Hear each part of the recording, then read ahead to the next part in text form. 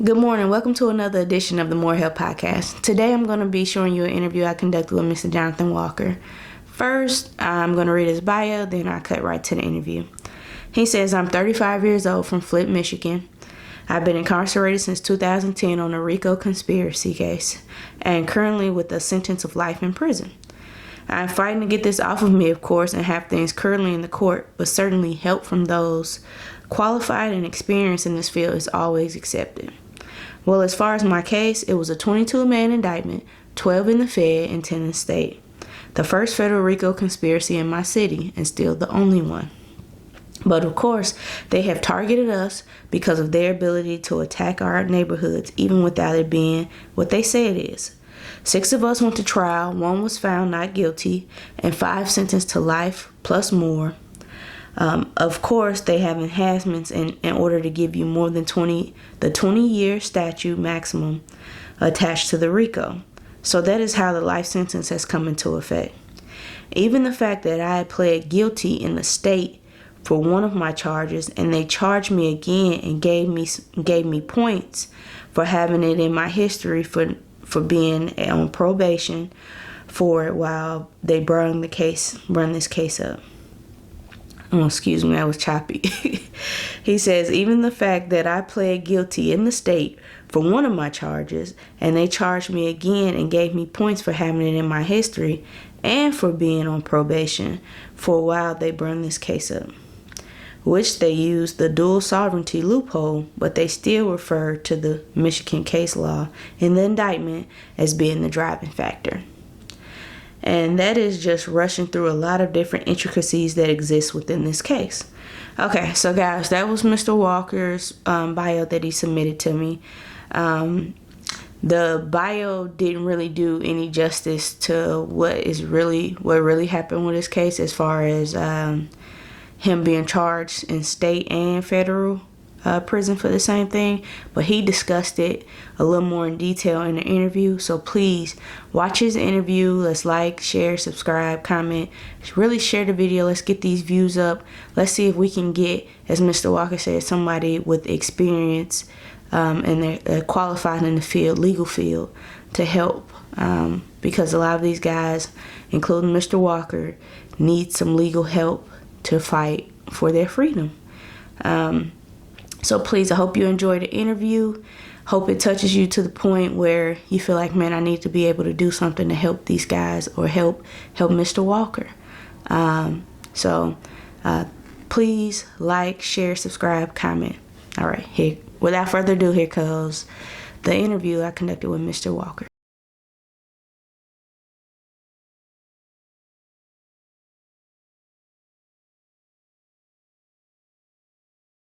Good morning and welcome to the More Help Podcast. Thank you for joining me.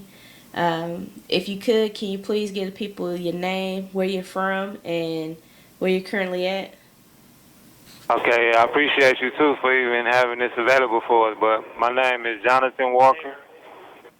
I'm from Flint, Michigan, and I'm currently at Terre Haute in a USP Terre Haute.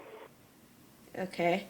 And so, sir, I was reading over your bio, and I saw that you were sentenced to a life sentence for RICO conspiracy charges. Yeah. If you don't mind, can you go into a little detail about your case and everything that you mentioned in your bio regarding it? Okay, basically, it was a 22-man indictment from a neighborhood, I guess you could say, people who all went to school together, basically, you know what I'm saying? It was what they call a loose organization, so it don't have to be no round table, no hierarchy, nothing like that. But I went to trial. Well, 5 of us went to trial. Well, 6 of us went to trial. 5 of us got found guilty. They gave us enhancements for violence. They call it vicars. Because the maximum on a RICO conspiracy is 20 years, but they have a loophole where they can give you an enhancement, life, or they attach a vicar to it. So that's where I'm at. That's where I stand right now with it. Did you have a lawyer, or whether you assigned a public defender at the time of trial? Yes, I had a public defender, and of course, as I don't know if people, as far as people in the street, know how horrible they can be, or how they would sell you out to the prosecutors, which I believe my lawyer and the lawyers that was attached to our case did exactly that, because it's issues in our case that should have been brung up that was not brung up. So we have to clean up some of their stuff that we probably can't clean up now because it's too late, but we're trying to clean up a lot of stuff that they were supposed to do, that they knew to do if they was practicing law as long as they say they have. They just didn't do. Yeah. I've been hearing more and more recently about how people have been assigned to public defenders, and they work more so with the prosecution rather than helping you all as best as they can. Yeah, that's exactly how I experienced it. You know, anything that they was like even going through trial, and I was trying to have questions asked, my lawyer would tell me, no, I don't want to ask that because, you know, maybe it might upset them, or, you know what I'm saying? This call is from a federal prison. But it's like how you know what I'm saying? You got my life in your hands, and you talking about upsetting them or anything like that. And they placate to the prosecution. Yes, sir. Sir, how old were you when you first were going through this trial? 23 years old. I was 23 when. Yeah. Wow. And how was that for you? Like going through this process, knowing that you got somebody that's not really trying to help you sit next to you, and what'd you feel like? I mean, in the moment, I wasn't at where I'm at now mentally, I guess you can say. But in that moment, I didn't understand it. Then, like, you know, it's like, okay, maybe he right. He been practicing all this law all this time. I didn't know nothing about law. I didn't start even trying to figure anything out until I got locked up after I got my sentence and had to fight to get back in court or something like that for my 2255 and all that stuff. So going through it, it was like I thought he had my best interest. The whole time it was contrary to that. So I didn't really have this understanding, this knowledge of what I do now as back then. Yeah. And so now you've been in prison since 2010, correct? Yes. Okay. And so now you still fighting for your freedom. Are you in the courts now with an attorney, or are you fighting pro se? At the moment, I'm fighting pro se. I have entered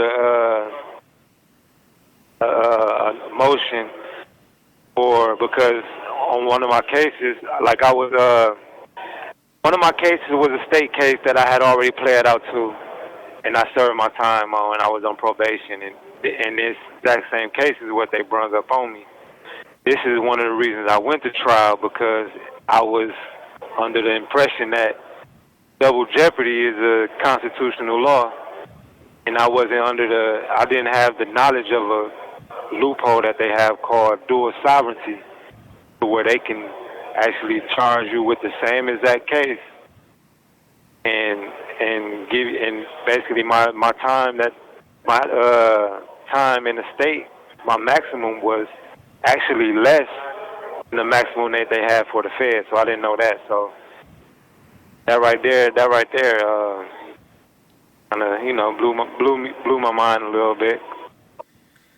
Hold on, sir. So you saying you were already charged for this same thing in the state courts?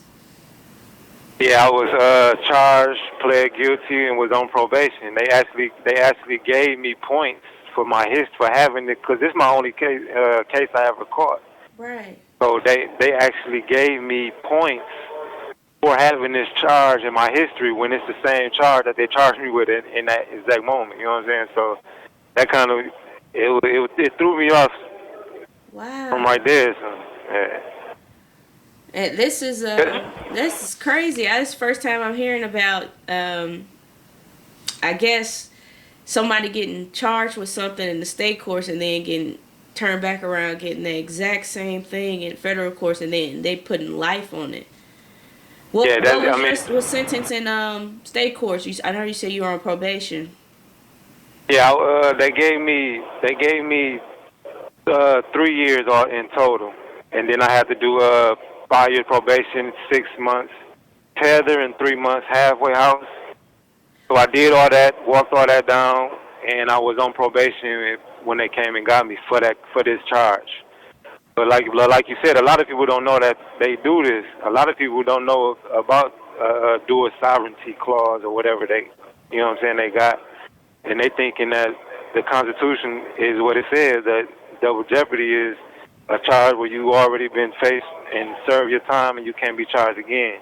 But however, they have something to combat that.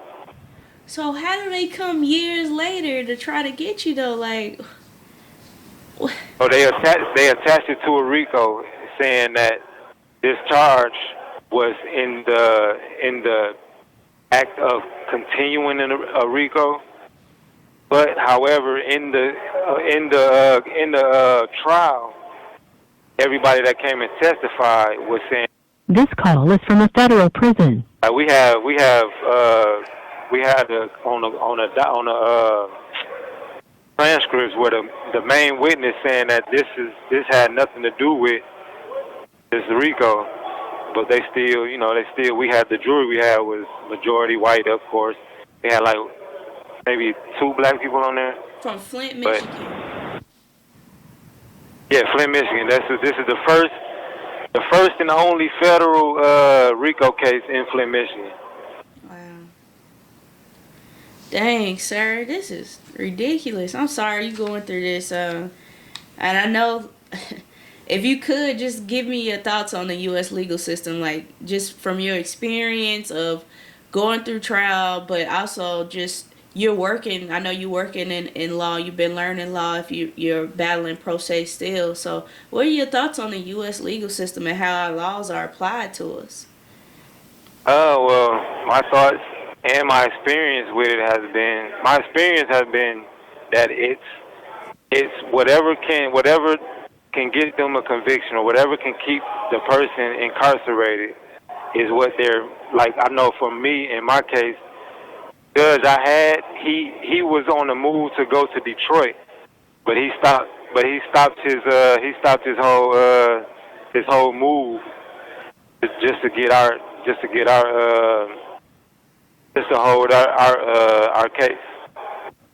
So because we were supposed to get a lady, it was a black lady coming from Detroit, and she was switching with our judge, but he stopped it just so he can take our case, and then through our case, he never granted one motion that we had. We put in maybe like 100 and some motions.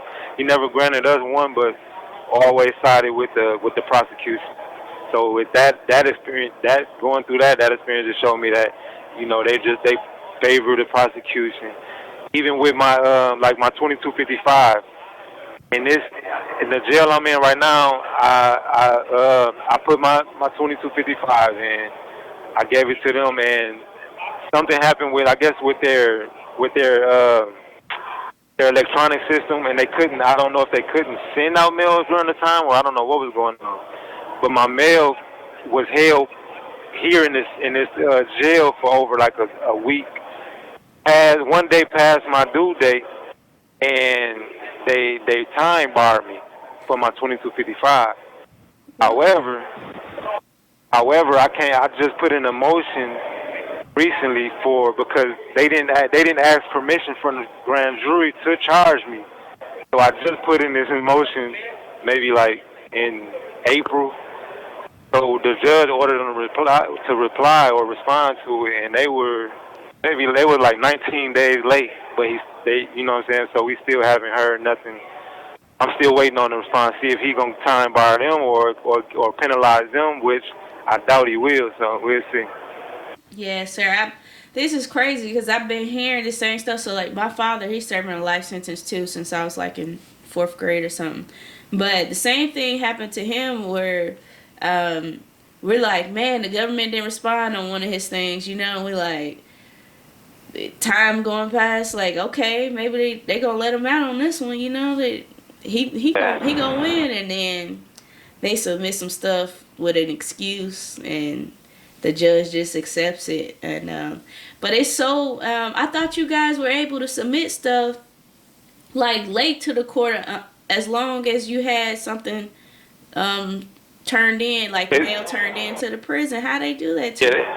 Yeah, they called it the mailbox rule. Yeah. Well, they didn't give me that because when I was, because basically the people here the people here signed affidavits, sent affidavits to the court talking about, well, he couldn't have put it in because of this. However, when I had the assistant warden here we got a minute left.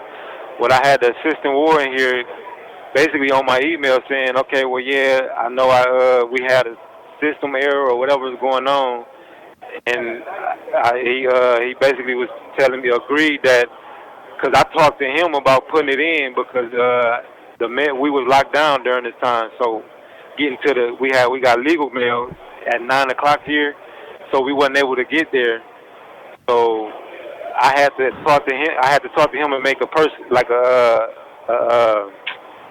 scheduled mail turn in. So I had to do all that, but we only got like 30 seconds left. Well, hang up on sir, give me a call back as soon as you can. Okay, I'm gonna be waiting on you. You gotta wait 30 minutes, okay. Right? Yeah, 30 minutes. Okay, I'll be waiting on you. All right. All right. Bye.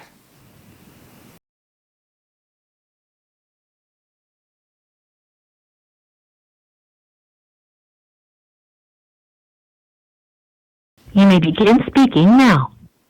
Hello? Hello, sir? Yeah? Alright, thanks for giving me a call back. Yeah, definitely. Alright, we're just gonna roll back into it. My next question for you was, what has prison life been like for you? You've been in there since 2010, and just want to know how has this been? Oh, well, I did like, I want to say about 4 or 5 in the detention centers up in Michigan, fighting my case, going through trial and all that. And then the rest been in BOP. So I was at Big Sandy. I got there in 2015, and you know it's different. You know, it's like because it's based on. It's basically based on dog eat dog. It's like keeping the next man at a disadvantage. So basically, it's not helping. You know what I'm saying? It's kind of like beating the criminal. You know what I'm saying? Because it's the person has to. You got to be more. You got to be smarter. You got to be. As far as being a criminal, you got to be smarter. You got to be more violent. You got to be more. You know what I'm saying? So to me, having been, I guess, going through all that type of stuff in the world and trying to get back home, my mind state is different from that. I'm trying to develop myself into a person that's beyond this prison life or the criminal lifestyle that I had. So now that's why I came to Terry Hutz for the program, the Life Connection program where I'm at now, mentoring and doing all that stuff. Yes, sir. When you first entered, let's say Big Sandy, were there any gentlemen there that like kind of took you in and try to make sure you stayed on the right track, or were you just keep your head down by yourself type guy? I know you get a few people that it's gonna be either way. You got you're gonna have influences in both ways. So I had a older guy from New Jersey who I always kicked it with, and you know, it was just on a more positive type of outlook. positive outlook of life, and then you had the more negative, where of course is more appealing to the mindset of an individual that wants to be accepted, or you know what I'm saying. So it's more appealing to that person to be prone to taking the negative path or the negative wing to get up under, for that to have that type of presence or type of name, I guess you can say. But for me, but for me, it was I was already in the mindset of trying to get back home. So it's like I'm trying to figure out a way to better myself, to show the courts, to get all these certificates and show the court that I am rehabilitating myself. Yes, sir. That's what I was about to get into. I saw you. I heard you say you were in a Life Connection program up there in Terre Haute, Indiana, and so I know that's a very good program for you guys to try to get in touch with, like, your spirituality, right? Yeah, it's okay. They say it's a spiritual type. They have the spiritual part of it, but to me, it's more like a psychology program or something like that. It's more leaning towards a psychology type program other than spirituality. So you do more of getting aware of who you are, aware of the like they have seminars like Victims Impact, to where you getting into the shoes of the victim or your victims, not just being on your case, but also being like the victim as your family. Like, say, like, for me it'd be my mom or my dad, you know what I'm saying, because I don't have any children. So it'd be like the impact that they went through of having their son in prison, or, you know what I'm saying. So it got all different type of seminars and things to that nature here, with a little sprinkle of the religious stuff. And so these are programs, just like the Life Connection program. I'm sure you had other things that you've enrolled in, but this was all you seeking out these opportunities, trying to better yourself. It wasn't anything that was mandatory, right? No, it's not mandatory. It's a voluntary program. You got to sign up. You got to be shot-free or conduct clear, to where you ain't been in no trouble or anything like that. And that's the only way you can get accepted. So yeah, it's a voluntary program. And all these things, we're hopeful that once you hit the courts again and you show your certificates and your transcript showing that you've completed all these programs, that it'll be beneficial for you to be able to come home sooner.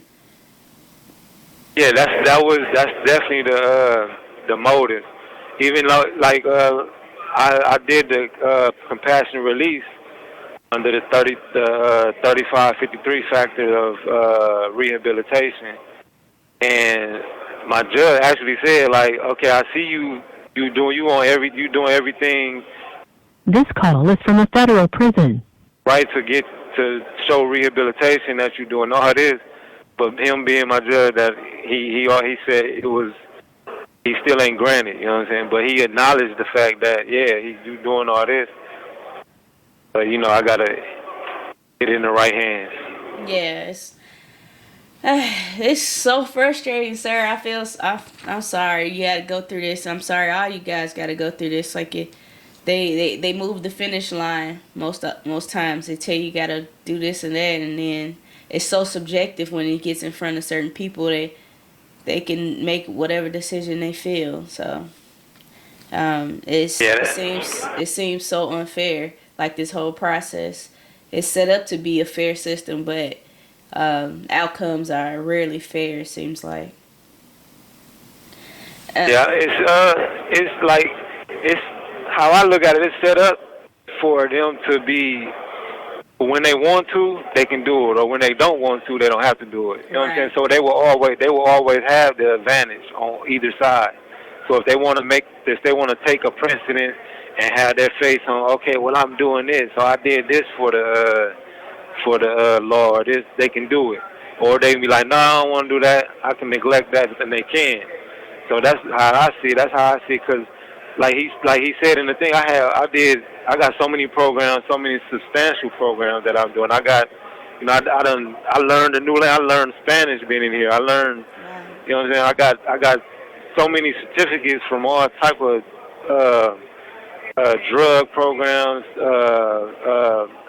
anti-violence, all type of stuff. You know what I'm saying. And he's seen that, recognized it, but still, at the end of the day, it wasn't beneficial to him to allow me to return to the streets at that moment.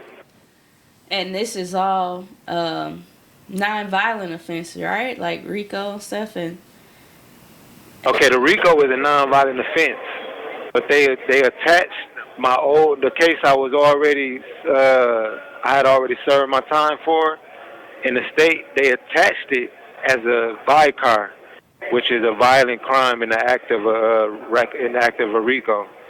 So which makes it a violent case, but the RICO in itself is non-violent. Right. Dang. And sir, you mentioned so you were locked up at 23, and so you didn't have any kids yet, but your mom and dad are in your life. How has this this whole entire process, you being in prison, affected your relationship with your family? I mean, it kind of is like, okay, because I lost my sister being in here. I lost my sister. She was 37 in a house fire. My mom, there's so many things that you go through, that they go through out there. Like my mom had cancer. She survived cancer, breast cancer. And she had a heart problem after that. So, you know what I'm saying? You go through, like, not being able to be there and then not knowing, like, tomorrow I can wake up and she might not even be there. You know what I'm saying? Yeah. So that type of stuff right there has it plays on your mental, but you gotta be positive. That's how I feel. Like you just gotta be positive. But it kind of like me and my dad. I feel like we came closer together. Like I can have more mature conversations with him. My mom, you know what I'm saying? I feel like I'm here, but it's still like I still develop relationships with them. I still have a relationship that I'm developing with them, and hopefully can do that in the physical form when you know what I'm saying? Yes, sir. Give an opportunity.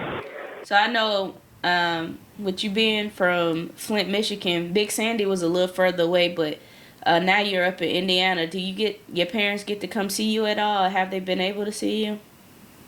Since the COVID we ain't, we've been trying to set up something, but so they got and then here it's like, they got appointment visits, so you got to set up visits, and then it's like a 2-hour period, or you know what I'm saying. This call is from a federal prison. So we're trying to wait until they go back to where you can just come in, and then they don't need to set up an appointment. Just a walk-in visit. You get a visit from 8 to 1 or whatever, however long they want to be here, and they don't got to be an appointment. So at the moment, no, but we've been in the talks of setting that up though. Okay, that's good. And also touching on your family, you so growing up, who was like one of the most influential people in your life growing up? Well, I stayed with my dad, and I stayed with my dad and visited my mom. So I went from my dad's house. I went to school and all the permanent things, I guess you could say. So I would say my dad was more, he was more involved in my life. Well, so what happened that made you say, I'm going to jump into this criminal activity? Like, what was it, like circumstances due to neighborhood type stuff or environment, or just like, man, we're struggling? Like, what was it for you that's like, man, I gotta go for me, into this? For me, it was more like an act of rebellion. So my dad's a pastor. So for me, it was like, okay, I wanted to do this. Like, there's certain things that I wanted to do as far as sports, as far as like, you know what I'm saying, things to that nature. And my dad was more religious, so he wanted, you got to be in church. We got services at this time were the same time as the game, so we couldn't do that. So that kind of like, okay, well, I'm gonna be not looking at it now. Yeah, I see that it affected myself. So I took on the mindset. Okay, I'm gonna do this, trying to, I guess, harm my dad, but in the end, it harmed myself as far as the decisions I made. So for me, making the decision to sell drugs, which I didn't need to sell drugs, it was more of an act like, oh, you're not gonna let me do this, which I feel is positive. Sports, something I love to do. So I guess it was more of a rebellion thing for me. Yes, sir. And, sir, I know we're running short on time, but I do want to give you an opportunity to say anything you want to say, either it be to your family, the youth out there, anything. The floor is yours, sir.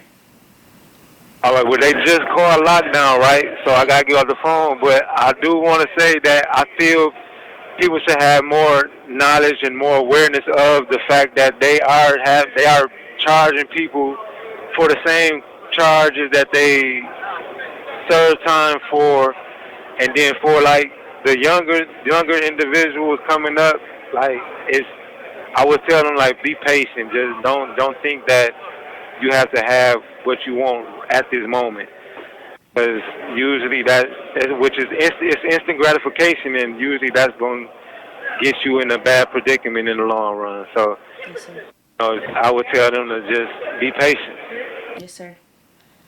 All right, sir, well, thank you so much for joining me. I appreciate you jumping on the More Help podcast, and hopefully we get a lot of people to view this. And God bless you and your family, and hopefully you'll be coming home soon. Let's keep Thank fighting you. I in the appreciate courts, sir. Just keep fighting. Thank you. I appreciate you for having this available for us. That's big right there. All right, no problem, sir. And you have a blessed day.